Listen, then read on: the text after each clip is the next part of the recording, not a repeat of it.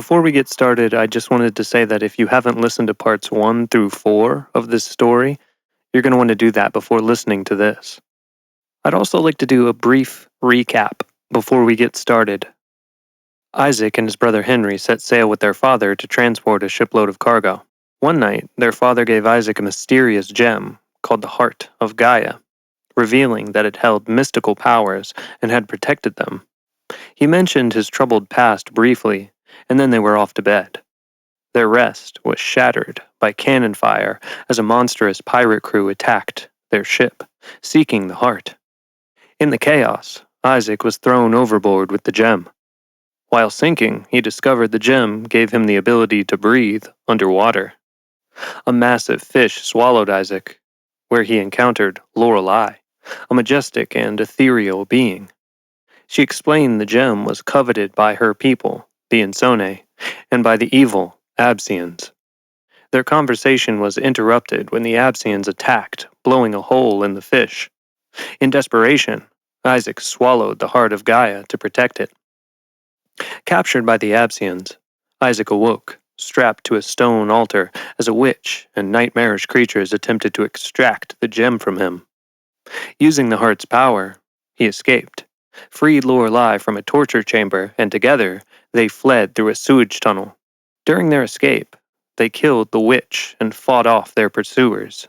The tunnel led them to the royal chamber of the deformed Absian king, who claimed the Insone were the true villains. He also revealed that Isaac's father had once been a pirate, part of the very crew that had captured them. The king had recruited those pirates to steal the heart from the Insone, using an ancient eye to track it. Fearing Isaac's possession of the heart, the king attempted to negotiate for it. When negotiations fell apart, Isaac and Lorelei, after taking the eye, fled from the king's chamber. Pursued by guards, they escaped through a window. Lorelei was shot with an energy blast, and Isaac caught her before she fell into a moat below. The heart of Gaia intervened, sprouting a jellyfish-like parachute from Isaac's back, allowing them to glide to safety over the Absian city. Overwhelmed by the gem's power, Isaac passed out, and they crashed into the nightmarish city below. He awoke in the apothecary of a kind healer, who explained that the Absians and Insone were not so different, both corrupted by their rulers' lust for the heart. She revealed the heart of Gaia was a gift meant to belong to all, not to be possessed by anyone. Lorelei awoke, injured and panicked, but Isaac calmed her, explaining that the healer wasn't an Absian enemy. Isaac, having left Lorelei in the care of the healer, ventured into the Absian city to find an escape route the healer had told him about through the city's catacombs. He was given a magical pouch of invisibility liquid and a map by the healer. As he navigated the eerie, oceanic nightmare city, he encountered a living gargoyle statue that chased him through the streets. He narrowly escaped, only to be met by a swirling, shadowy creature in an alley, looking to consume him. Isaac made it out of the alley and found his way to a perilous crossing over a bridge above a swirling vortex of water, energy, and spirits. While crossing the bridge, Isaac nearly fell and experienced terrifying visions of his dead family and ghostly enemies rising from the waters below. He managed to pull himself to safety and continued on. Isaac reached a graveyard, where he played a specific tune on a statue's conch shell flute to open the entrance to the catacombs. He used his invisibility potion to avoid the king's guards and successfully opened the crypt. As Isaac entered the catacombs, he was overwhelmed by the oppressive atmosphere and haunting voices. Despite his fears, he pressed on, knowing it was his only path to escape the city and potentially save his family. And so, the story continues. Isaac stood alone in the darkness. The sound of water dripping from cracks in the stones mingled with the oppressive silence of the space. Having no other light, he pulled out the heart of Gaia. Its red glow illuminated the darkness. The entrance to the crypt behind him felt miles away, and the sprawling darkness of the tunnels of the catacombs in front of him felt endless. It all seemed like a maze of forgotten tombs, but Isaac remembered what the healer had said. It only goes in one direction. The air was thick with the scent of damp earth and ancient decay, and every breath Isaac took echoed ominously into the darkness. The voices had ceased, but the eerie sensation of being watched lingered. As he held up the heart, he could make out more of the catacombs. The walls were lined with ancient carvings, depicting scenes of rituals, battles, and the rise and fall of forgotten kings and civilizations. The images seemed to shift and move in the dim light, as if alive with the memories of the dead. Countless skulls arched across the ceiling, and there were shrines tucked into arched alcoves every few feet on the left and right. Some had statues or urns. Others were forgotten, ruined, decayed, and crumbling. The tunnel sloped down, and as he went deeper into it, the temperature dropped. His breath became visible in the cold air. Isaac moved slowly over the uneven stones of the tunnel, navigating over scattered bones and debris. Suddenly, a cold gust of wind swept through the tunnel, and the light of the heart dimmed. Isaac felt a chill run through his body, as though he jumped into a pool of freezing water. The whispers returned, louder and more insistent this time. He could see shadows move in the darkness, circling around him. Their voices, a whirlwind of forgotten tongues. Isaac's instincts screamed at him to run, but he knew he had to stand his ground. The healer had said the spirits in the catacombs couldn't hurt him, and he hoped she was right. The light of the heart surged, and Isaac watched as the shadows coalesced into forms, vague, ghostly shapes of warriors long dead. Their eyes burned with a cold blue fire as they drew spectral weapons from the ether. They resembled some of the forms he'd seen emerging from the swirling vortex beneath the crumbling bridge, but seemed to command authority. One of the phantoms, larger than the others, stepped forward and spoke in a voice that echoed with centuries of sorrow. "Who dares disturb the peace of the fallen? You, the foretold." Isaac tightened his grip on the heart and stepped forward. "I seek only to escape this cursed place," he said. "I mean no harm to the dead." The phantom extended a bony hand, pointing to an alcove hidden in the shadows. "Prove yourself," he whispered. The faint outline of a stone sarcophagus became visible. Its lid slid ajar. Isaac approached, then cautiously pushed the lid aside, the grinding stone reminding him of the gargoyle back in the city he'd narrowly escaped. Inside the sarcophagus was a sword unlike any Isaac had ever seen, resting on a burial shroud. It was crafted from an unknown metal. The blade was a silvery blue hue, and its surface was so polished that it reflected the world around it with a dreamlike clarity. It looked odd among Isaac's twisted surroundings. Like Lorelei in the Absian torture chamber, something beautiful, trapped in a nightmare. Intricate runes ran along the length of the blade. Their patterns shifted subtly, as if alive. Each rune flickered with a faint inner light, the glow waxing and waning, as if responding to Isaac's presence. The hilt was equally mesmerizing, wrapped in deep, midnight blue leather. It fit perfectly in Isaac's hand, as if it had been made for him. The crossguard was shaped like a pair of wings, outstretched and protective, with feathers detailed down to the finest vein. At the center of the crossguard was a gem, an opal, swirling with colors that mirrored the aurora borealis.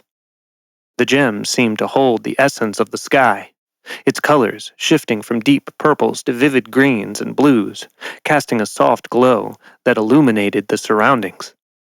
Isaac picked up the sword.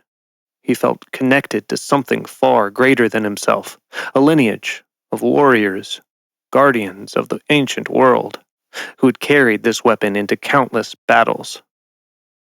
The sword was not just a tool of war, it was a relic of profound significance, a beacon of light in the darkest of times, forged to protect and to heal, to banish the shadows and restore balance to the world.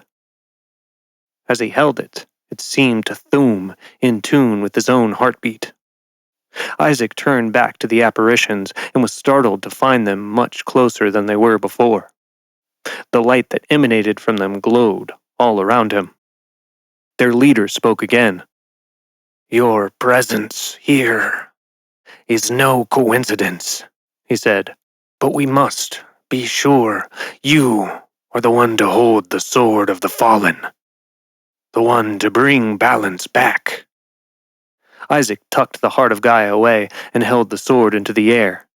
Its glow danced across the faces of the spirits. "I've only need for passage out of this place," he said. "I don't mean to take any treasures that don't belong to me." "Your right to the sword will be determined," the spirit said. Suddenly, the stones beneath Isaac began to crack. The floor of the tunnel started to crumble, and before Isaac could make his way to safety, he fell. The darkness of the catacombs again swallowing him whole. The light of the spirits was a distant mirage above as he plummeted downward. Stones brushed against him as he fell toward his unseen doom below. Isaac held the sword tightly with one hand and pulled out the heart of Gaia with the other. He needed its help. It had stopped him from falling to his death before, and he pleaded with it to again aid him. But the heart's light was dim and offered no help as he fell into the darkness like a stone down a well. Isaac crashed into a pool of icy black water, the impact forcing the air from his lungs. The water was thick and inky, almost alive with a strange, dark presence. Disoriented, and with great effort, he struggled to the surface, gasping for breath in the pitch-black void. He was met again with the sounds of his own breathing echoing in the darkness around him. Isaac swam through the liquid, reaching out for anything to grab onto, but finding nothing. The sword was a burden as he swam, but he dare not drop it. The light cast from it showed only a few feet around him. A bubble of light in the dark, subterranean ocean. Then, to Isaac's relief, he felt something under his boot. The floor of the pool was becoming more shallow, and eventually he was able to get his footing and walk through the liquid. The pool sloped upward, and as Isaac trudged on, more and more of him emerged from its depths. It became waist-deep, then knee-deep, and eventually Isaac walked out of the pool entirely onto the cold stone floor of this new level of the catacombs. Isaac held the sword up, using its light to look around. He could see a tunnel in front of him. The entrance was lined with more ancient carvings, like the walls he'd seen above. Again, the words of the healer echoed in his mind. She'd said there was only one direction through the catacombs, and if he kept going, he would make it out. Shivering and exhausted, Isaac knew that the tunnel in front of him was his way out. He wasn't sure what the spirits meant by him being foretold or his right to the sword. Just then, he heard something behind him, splashing in the pool. As he turned to look, the light of the sword intensified. He saw dark ripples lapping onto the stones below. Whatever was making its way out of the pool sounded like thick, churning mud. He watched in horror as a mass of writhing sludge began to pull itself out of the pool onto the stones. It was a wiggling mass of countless, black, worm-like tendrils. Isaac took a step backward. The mass quickly latched onto stones in front of him and moved toward him. It shot upward to his height, a squirming, hissing pillar. Veins of color began to pulse through it. Then its wiggling slowed to calm undulations. The gaps between the tendrils smoothed, and slowly it began to take on a form that was familiar to Isaac. It took a moment, but eventually the mass morphed into a mirror image of him. He stared into his own eyes. The thing in front of him was like him in every way, save its dark, eerie smile. Isaac raised a hand into the air, and the creature mirrored his movement. He waved it. He waved it back and forth. The form followed. Then it let out a short, loud bark of a scream. Isaac stumbled backwards. "What? Who are you?" he asked. "I'm you, of course," it replied. "All things you want to forget. The embarrassments, your fears, your failures." The thing very quickly morphed into Isaac's brother, Henry. His mouth was closed with a dirty, rolled rag tied behind his head, and his wrists were bound by black, mossy rope. He looked at him with urgency and made muffled pleas. Then, as quickly as it had changed into Henry, the thing changed back into Isaac. Isaac shuddered, and the creature laughed. The air grew thick with tension as Isaac stared at the creature that had taken his form. Its smile widened, as if it relished the fear it had instilled in him. "Why are you doing this?" Isaac demanded, gripping the sword tighter, the hilt slick in his hand from the wet grime of the pool. The doppelganger stepped forward, its smile never fading. "I'm not doing anything, Isaac," it said, its voice a chorus of whispered doubts Isaac had buried over the years. "You brought me here. I'm everything you've buried, the voices you've silenced. I know your every weakness. I am your every weakness. You cannot walk away from what you truly are." The creature stepped forward, its shadowy appendages reaching out, brushing against the edge of the sword, testing it. Isaac's breath quickened. He tried to still his mind, gripping the sword tighter, but the creature lunged faster than he could react, its dark appendages wrapping around his wrist, pulling him forward. The sword clattered to the ground, its glow flickered weakly. Isaac gasped as the icy tendrils snaked around his throat, tightening, suffocating his resolve. The creature's face loomed close, whispering venomously, "You were never strong enough, never brave enough. You think you can save your family? You can't even save yourself." The words struck him like a hammer. Isaac thrashed, pulling against the creature's grasp, but the more he struggled, the tighter it held him. His chest tightened, breath coming in short, ragged bursts. The pressure of failure, of every fear and doubt, crushed down on him, pulling him deeper into the creature's cold grip. The sword, his lifeline, lay just out of reach, dimming with every moment. "You'll fail just like you always do," the creature mocked. "You'll fail them. You'll fail yourself. Let it go." For a heartbeat, Isaac felt the temptation to give in, to let the darkness consume him, the weight of everything. The pirates, the heart, the catacombs, felt insurmountable. But then, amidst the rising panic, a flicker of memory cut through the noise. Lorelei's voice, his brother's face, his family, the kindness of the healer. "No," Isaac whispered, forcing the words through clenched teeth. "I won't give in." He twisted his wrist violently, pulling against the creature's grip. The tendrils bit into his skin, but he fought through the pain, dragging himself toward the fallen sword. With a surge of desperation, Isaac reached out, fingers just inches from the hilt. The creature roared, pulling him back, its form distorting, shadows swirling around it. Isaac's fingers brushed the hilt. In that moment, the sword flared with light, blindingly bright.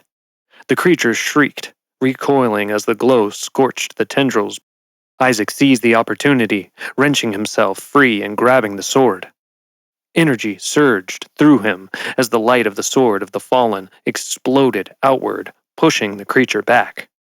The creature staggered, but its form quickly reformed, its dark appendages lashing violently as it reared up, towering over Isaac. Its voice was a twisted snarl now, no longer mocking but enraged. "You think you can escape me? I am you. I will always be you." Isaac stood, gripping the sword with both hands, chest heaving. He faced the creature no longer as an opponent, but as the reflection it was, the reflection of everything he feared, every doubt, every failure. "I know you're part of me," Isaac said, his voice steady despite the pounding in his chest. "But you don't define me. You can't control me." The creature howled and lashed out, its tendrils striking like venomous snakes. Isaac swung the sword. The blade cut through the darkness with a blinding flash. Each swing was heavier than the last, as if the weight of his fears tried to drag him down, but he fought through the exhaustion. Every doubt that whispered in his mind, he answered with a defiant strike. The creature shrieked as each blow connected, its form flickering, becoming unstable. It thrashed wildly, but Isaac kept pushing forward, each swing of the sword carving through the darkness. Finally, with a roar, Isaac raised the sword high and brought it down with all of his might. The blade cleaved through the creature's chest, and the shadowy form erupted. The wiggling black worms it was made of sizzled as flames danced across them. They squirmed back to the pool they emerged from as an acrid, charred stench filled the air. Isaac dropped to his knees, panting, the sword still glowing in his hand. The creature was gone, but the weight of what had just happened hung heavy on his shoulders. He knew the battle was far from over, but for now, he had won. He had faced his darkest fears, and he had prevailed. Isaac stood in silence, his breath still heavy from the fight. The dark water at his feet rippled, but the creature was gone, leaving nothing but a faint, unsettling chill in the air. The light of the sword sparked sporadically, then steadied, casting a pale glow across the damp stones. The weight of the moment pressed down on Isaac, and he couldn't shake the feeling that something or someone was watching him. Then, from the shadows, the familiar blue glow began to rise. The phantoms he had seen before emerged once again, their ethereal forms hovering just above the light of the sword. They circled him in silence, their spectral eyes burning with cold fire. Isaac tensed, but this time he wasn't afraid. The leader of the spirits, the one who had spoken before, stepped forward, his voice resonating through the catacombs with a hollow, ancient sorrow. He shimmered as he spoke. "You have faced yourself, your deepest fears, and you have triumphed." Isaac looked down at the sword. The runes were still glowing softly. "I didn't ask for this," he said, more to himself than the spirits. "I just need to escape, to save my family." The spirit moved closer, its presence imposing yet strangely comforting. "Escape is only part of your journey.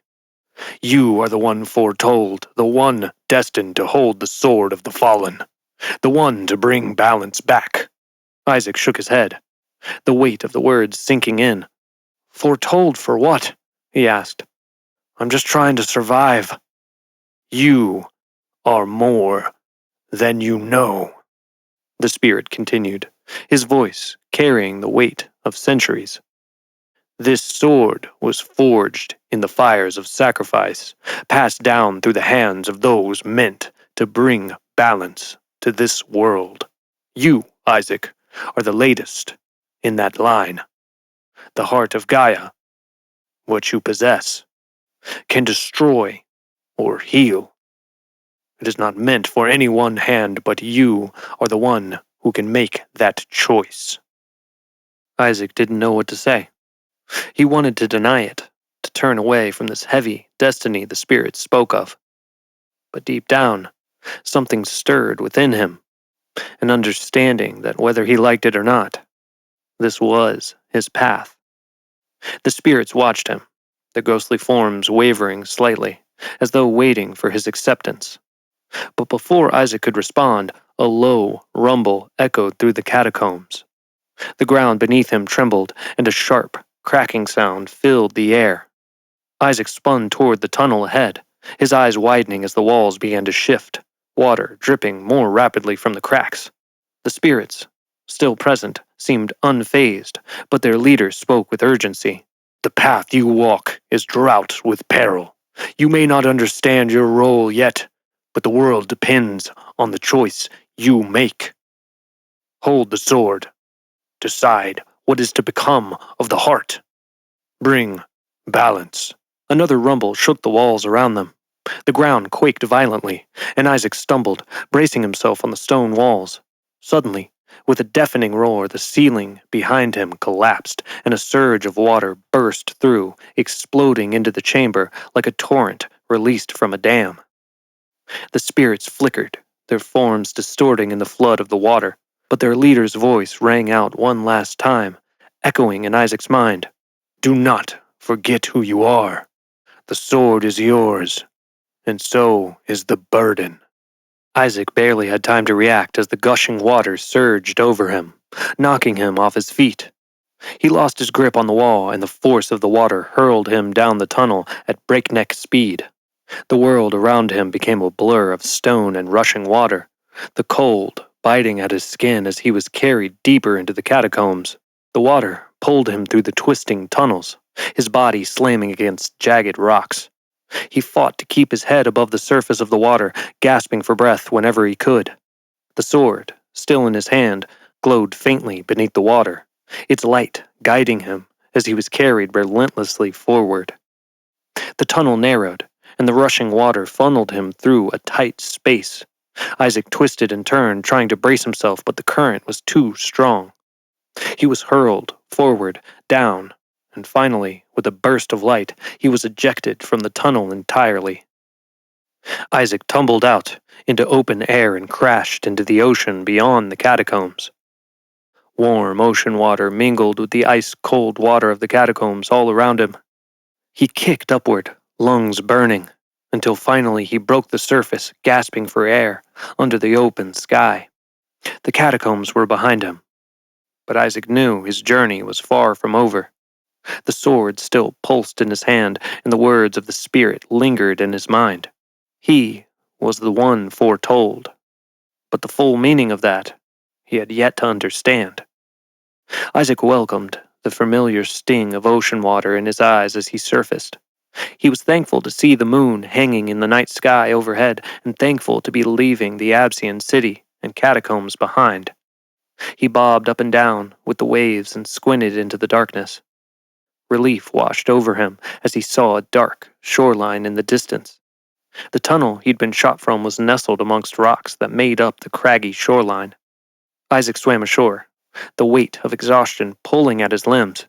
His clothes clung to him, soaked through with seawater in the lingering cold of the catacombs.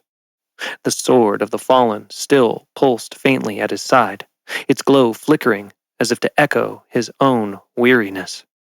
He collapsed onto the rocky beach for a moment, letting the salty air fill his lungs. The roar of the ocean was strangely calming, but Isaac's mind raced. He forced himself to his feet, his thoughts turning to the eye, the relic he'd stolen from the king. It was the one thing that connected him to the pirate captain, the one link to his family. His chest tightened as he fumbled at his belt and checked the pouches hidden beneath his soaked tunic. Empty. Panic set in as he retraced his steps in his mind. The city, the race through the alley, across the bridge, the catacombs, it all blurred together. Somewhere along the way, he'd lost the eye. He dropped to his knees, clawing at the sand as if the relic might suddenly appear, but it was gone. His last connection to his family had slipped from his grasp. Isaac cursed under his breath. Without the eye, he had no way to find the pirate ship. He ran a hand through his wet hair, the sting of the salt water in his eyes blurring his vision. The eye the captain possessed would eventually bring him to Isaac, but he had no idea how long that would take or how long his father and brother could survive on that ship, if they hadn't been killed already. Desperation gripped him until, through the blur of his salty eyes, he spotted something on the horizon. His breath caught in his throat as he squinted, trying to make out the distant silhouette. There it was. The pirate ship. Its black sails billowed against the sky, a dark blot on the ocean's edge. Isaac's heart hammered as he realized what it meant. The eye was lost, but it no longer mattered. The ship itself was within sight.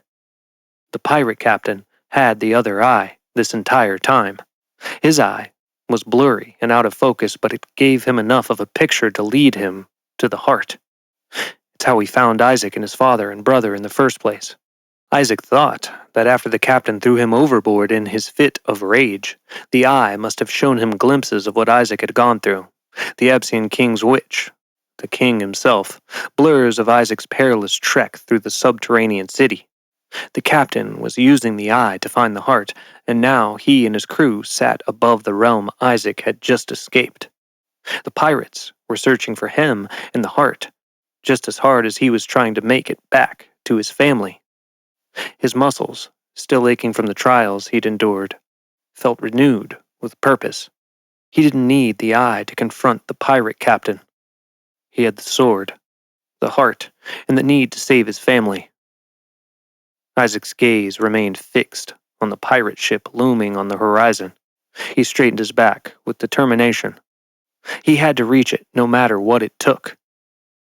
As he scanned the shoreline, his eyes fell on an old, weathered rowboat tucked between jagged rocks a short distance away.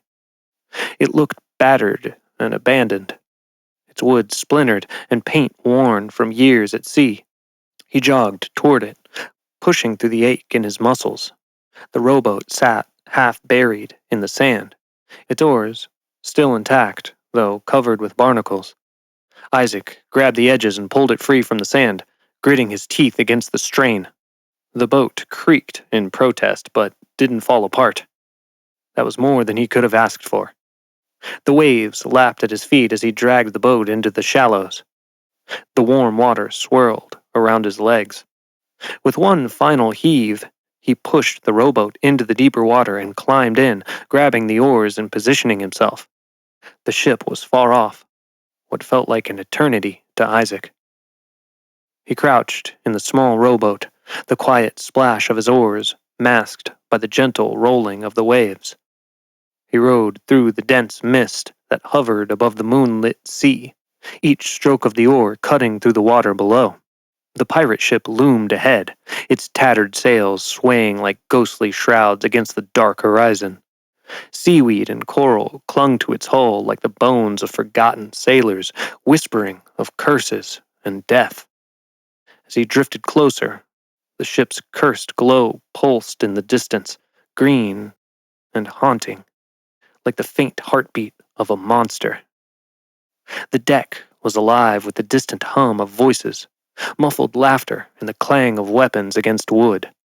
The ship itself seemed alive, creaking and groaning, as though cursed by the very souls who manned it.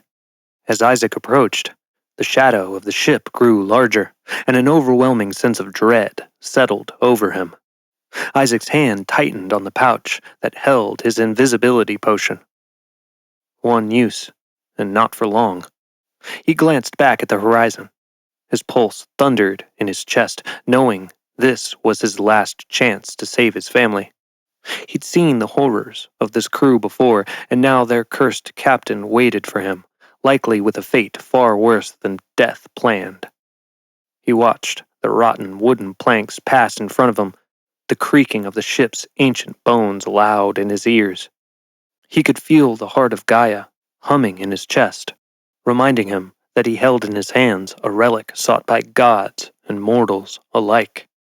But it was no longer something to covet. He found the shadow of a ladder leading up the side of the ship, half rotted away and encrusted with tube worms and seaweed. He quickly gulped down the invisibility potion, feeling the strange, cold sensation wash over him. For a moment, everything felt distant, his body blurred against the night. The potion's magic was wearing thin even as he began to climb. Time was short. Isaac hoisted himself onto the ship's deck, just as a wave of eerie mist rolled in. The cursed crew slithered and shuffled in the mist, their monstrous forms barely human, twisted by the magic they'd stolen from the sea. Their eyes patrolled with an unearthly light. barnacles fused into their cheeks, scales in place of skin, and gnarled, claw-like hands and claws grasping rusted weapons. One sailor's arm had turned into a mess of squirming, fused fish heads, snapping and dripping with briny ooze.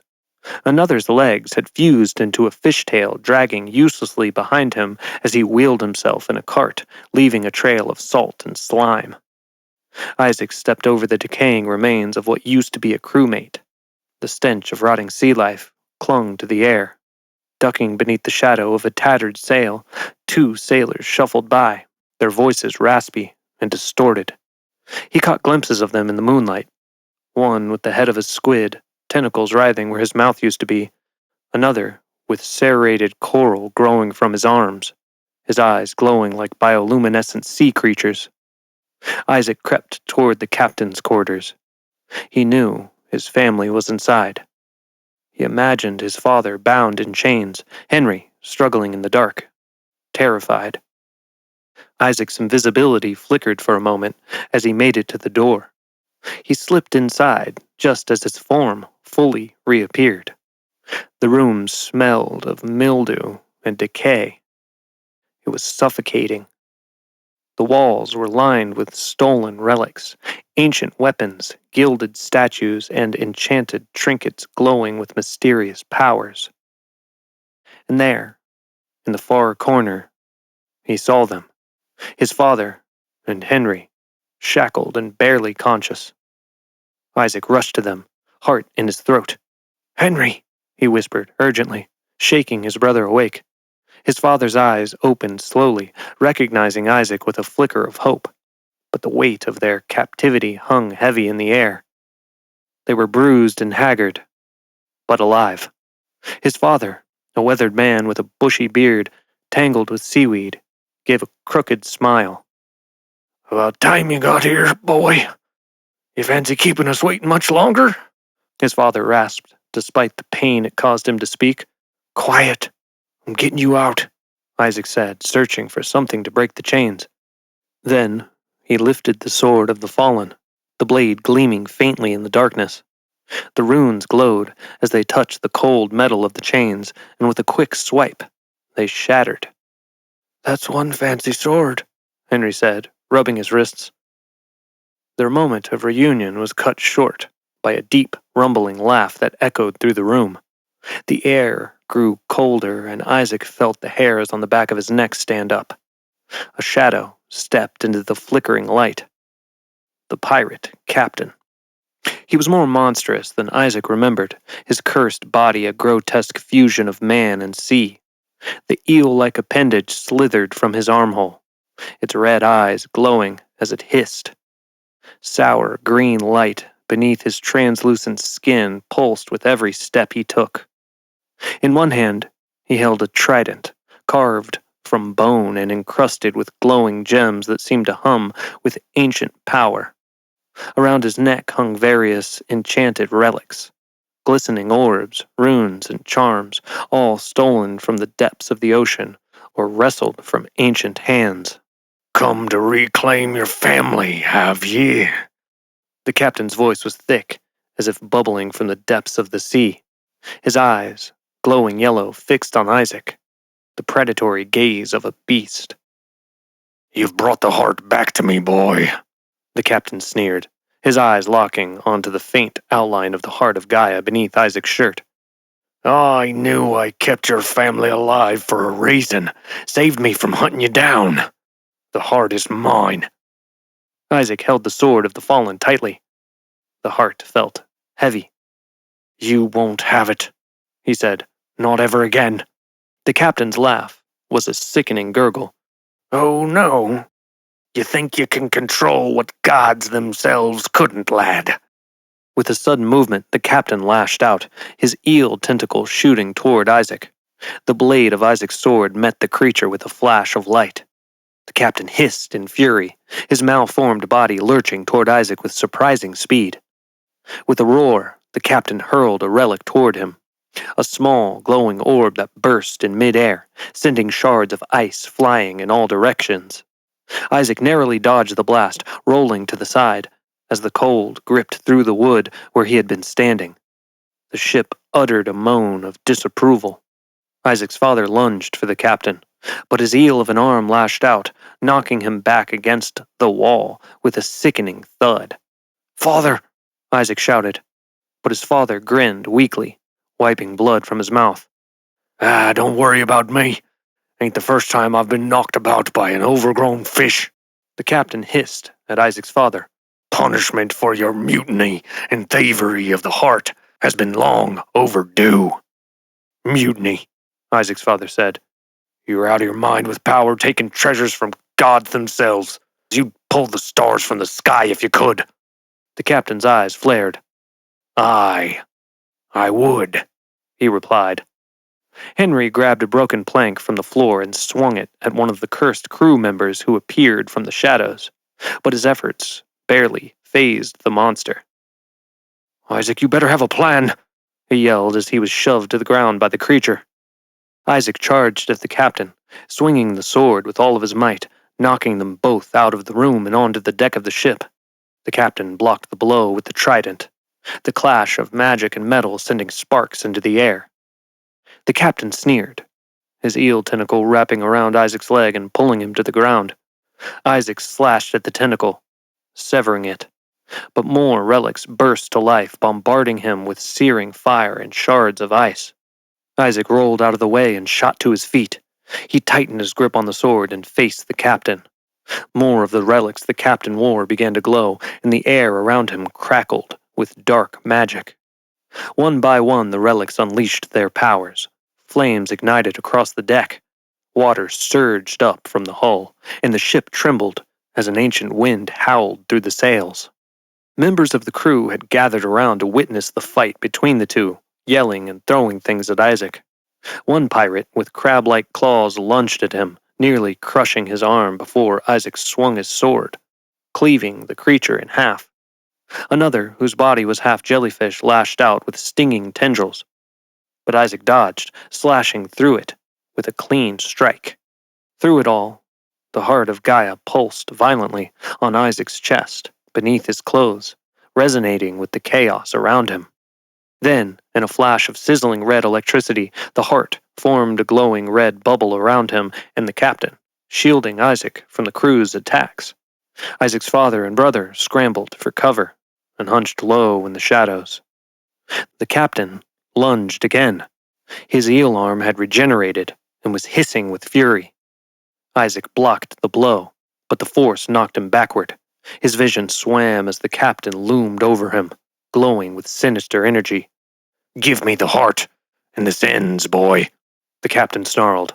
Isaac shouted, "It wasn't meant for you." The captain's veins pulsed with sickly green light, and his eyes, one fixed on Isaac and the other darting independently, gleamed with hatred. Another round of blows rang out between them. Isaac swung the sword of the fallen with the strength he had left, each strike pushing back against the cursed captain's relentless attacks. The captain, however, had plundered relics from civilizations long gone, and their magic surged through him. With a flick of his wrist, he unleashed a wave of dark energy, sending Isaac stumbling back again. His body slammed against the railing, and the wind was knocked out of him. The crew screamed. A burst of cold laughter echoed across the deck. The captain raised his trident, its prongs sparking with menacing green fire. "You think a mere boy can stand against me?" the captain sneered. "I've lived 1,000 lives, plundered the greatest treasures of the sea, and cursed the lands that dared to challenge me." Isaac struggled to his feet, but his limbs felt heavy. His vision blurred as exhaustion crept in. The weight of the fight, the quest, the burden of the heart of Gaia. Everything pressed down on him like the depths of the ocean itself. His father and Henry had been discovered and were fighting off cursed crew members nearby, but Isaac could barely hear them over the roar of the storm and the captain's cruel laughter. Isaac's world narrowed to the gleaming trident and the captain before him. The captain's eel lashed out again, coiling around Isaac's arm, its slimy grip burning like acid. Isaac screamed in pain as the eel head bit into his wrist, and the sword of the fallen clattered to the deck. The captain yanked Isaac forward, holding him in place with his grotesque appendage. "You will die like the others that have stood in my way," the captain spat, raising the trident high. Isaac's vision darkened. The glow of the sword flickered weakly on the wet planks behind him, but Isaac couldn't reach it. Despair clawed at him as the captain's mocking voice echoed in his ears. Was this it? Would he die here, failing his family, failing the world, allowing the power of the heart to again slip into the hands of the captain? Just then, through the chaos, Isaac heard a familiar, gruff voice. "Get your slimy tentacles off my son, you glorified fishbait!" Isaac's father, with a reckless gleam in his eye, charged at the captain. He swung a rusty harpoon he had wrestled from one of the cursed crew. The captain, momentarily distracted, twisted to face him. His eel tentacles slackened just enough for Isaac to break free. The harpoon glanced off the captain's trident with a metallic clang, but the old sailor didn't stop there. "I fought alongside you once," Isaac's father said, circling the captain. "I know your tricks, and I know you ain't as half as scary as you think you are." The captain let out a feral growl. "You betrayed me." He thrust the trident toward Isaac's father, but the old sailor nimbly sidestepped. "Huh, betrayed," Isaac's father chuckled. "Nah, I just got bored of your ugly face." Isaac, using the distraction, crawled toward the sword of the fallen, his fingers closing around its hilt just as the captain, enraged, lashed out again. Isaac's father ducked and dodged, but the captain's eel struck hard, wrapping around his waist and yanking him off the deck into the air. Isaac's heart froze as he saw his father struggling in the air, the captain's trident poised for the killing blow. "No!" Isaac shouted, pushing himself to his feet, but he was still too far away. At that moment, Henry appeared from behind, clutching a cannonball enveloped in oceanic crust. With a grunt, he hurled it with all his might. The heavy object smashed into the captain's back with a sickening crunch, sending him lurching forward and loosening his grip on their father. Isaac charged forward, the sword blazing in his hand. The captain turned, his yellow eyes flashing with fury, but Isaac was quicker. He slashed with the sword, the blade glowing with the power of the ancient light. The captain parried with his trident, but the sword's magic seemed to burn through the relic's dark enchantments.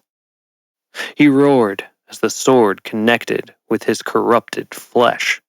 His green veins pulsed violently as cracks of white light spread through his body. "You think you can stop me?" he bellowed, his voice guttural, almost inhuman. Isaac glanced at the heart of Gaia still pulsing faintly beneath his shirt. He knew what had to be done. In a swift motion, he pulled out the heart and held it up. "This ends now," he whispered. The captain's eyes widened in terror as he saw the heart, realizing Isaac's intent. "No, you don't know what you're doing." Isaac thrust the heart of Gaia into the edge of the sword. The moment the blade pierced the relic, a blinding light exploded from within. The pulsing relic, swirling with ancient power, was alive as it flickered between shades of deep red and fiery gold. Its energy hummed, resonating with the blade, as if the heart itself knew the moment of reckoning had arrived. The heart cracked, releasing its ancient essence, raw, untamed magic that swirled around the ship like a furious storm. A thunderous shockwave surged through the air, and a burst of light exploded outward. Geometric patterns, bright and sharp, spun and twisted in every direction, as if the fabric of reality itself was unraveling around them. Cascading lines and fractals bloomed like stars in the sky, expanding in impossible directions. Each angle and each curve shimmered with a cosmic iridescence that felt older than the earth itself. Waves of color, vibrant greens, electric blues, molten golds, radiated outward in all directions. The ship Beneath, Isaac's feet shook as the energy surged around him, the very wood of the deck vibrating under the cosmic force. The patterns folded and unfolded upon themselves, becoming more complex and mesmerizing by the second. It was as if the power of creation, of Gaia herself, was flowing through the sword. Isaac felt the energy swell through him, a flood of pure force that made his skin tingle and his vision blur. The captain screamed as the light engulfed him, the cursed magic that kept him alive for centuries unraveling before their eyes. His body twisted and contorted, the relics he had stolen over the years disintegrating in bursts of light. The green glow beneath his skin flickered and died, and his form dissolved into dust, carried away by the winds of the storm. The blade glowed with an intensity that bordered on divine, each edge sharp with untamed energy. Reality seemed to bend, the sky above spiraling into a dizzy maelstrom of swirling galaxies and shattered stars. Isaac was momentarily weightless, floating within a pool of creation itself. Then, with one final flash, the heart disintegrated. The divine patterns collapsed inward, dissolving into nothingness, as the last of the relic's magic returned to the earth. Isaac collapsed to his knees, gasping for breath, his body trembling with exhaustion. The heart of Gaia was gone, its essence having surged through the sword of the fallen to destroy the pirate captain. The storm, which had raged with the fury of the gods themselves, slowly began to calm. Smoldering green embers flickered in the dark where the captain had been. A heavy silence settled over the ship, broken only by the sound of the wind softly stirring the sails. As Isaac slowly rose, gripping the sword of the fallen for support, he turned to see the cursed crew. Their monstrous forms, once twisted by the magic of stolen relics and treasures, began to fade, their bodies dissolving into wisps of dust, like the captain. Some reached for their comrades. Others simply stared at their vanishing hands, silent in their passing. They were not granted release through mercy, but through the breaking of their bonds. One of the crew, whose features had partially returned to human form, looked toward Isaac with a hollow expression as his body began to dissolve. His voice was weak, full of a strange mixture of sorrow and relief. "You did what none of us could," he rasped, his figure disintegrating into a fine mist. "We thought the power could save us. But we were wrong. So wrong." Isaac watched as the last traces of the crew vanished into the wind, carried away as if they had never existed. There was no celebration, no victory cry, only the weight of their lost souls, vanquished by their own greed. The ship's timbers creaked as though even the vessel itself had been weighed down by their cursed existence, now relieved of its burden. Isaac's father, groaning as he stood, walked over to Isaac and placed a hand on his shoulder. His once jovial expression was lined with a deep sadness. "A man can be led astray by treasure, Isaac," he said quietly. "Power. It twists men, turns them into beasts. I thought I could leave it behind, but even I couldn't escape its pull. Only Gaia herself could take it back." Henry limped over, bruised and battered from the battle. He wiped blood from his lip and leaned against the ship's rail, staring at Isaac. Isaac's father watched, his eyes full of sorrow. "It's done, lad. Gaia's gift. It's returned to where it should have always been. A shame it wasn't sooner. Years on this cursed ship, hunting relics, thinking we were getting stronger. All we were doing was destroying ourselves. The gift had become a curse of its own, a curse to more than just us. It never should have been that way." Henry sighed. All this fighting, all this death, he said. For what? Power always finds a way to corrupt. It's our nature to want more. Power, Isaac said, his voice rough but filled with clarity. It's like the sea, deep, mysterious, wild and untamable.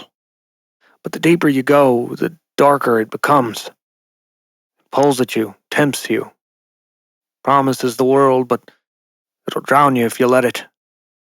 Men and monsters will give everything for it, only to lose themselves.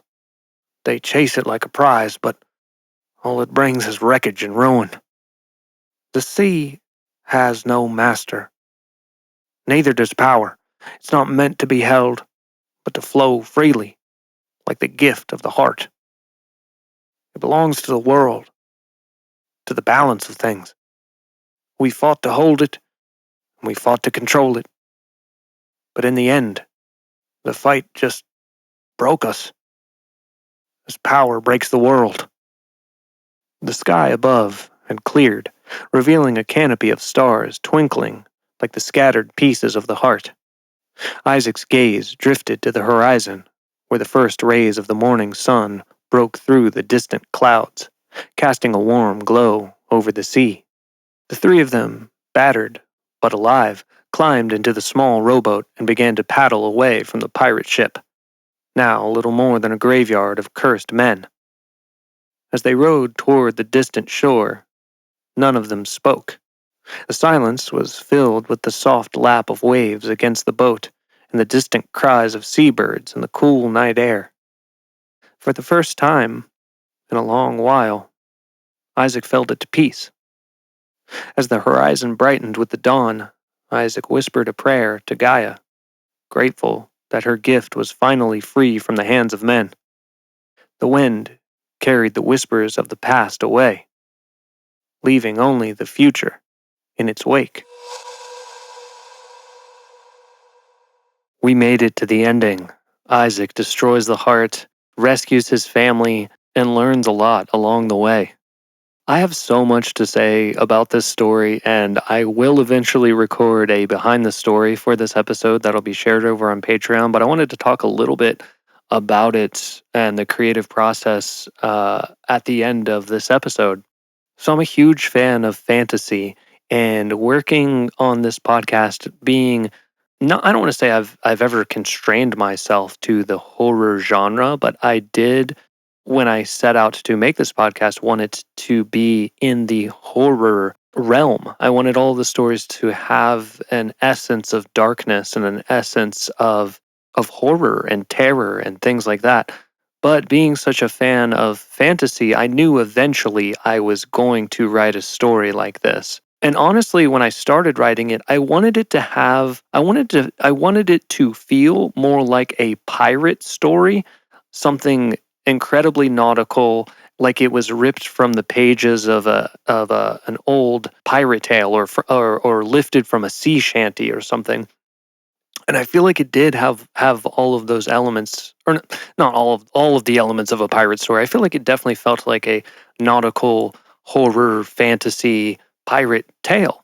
But as I was writing, I noticed things were becoming more and more into the fantasy realm. So I just leaned into it because I wanted to use that opportunity to explore that genre a little bit. And boy, was it fun. I had a blast creating these characters, Isaac and Lorelei, and some of the smaller characters like the healer and the king.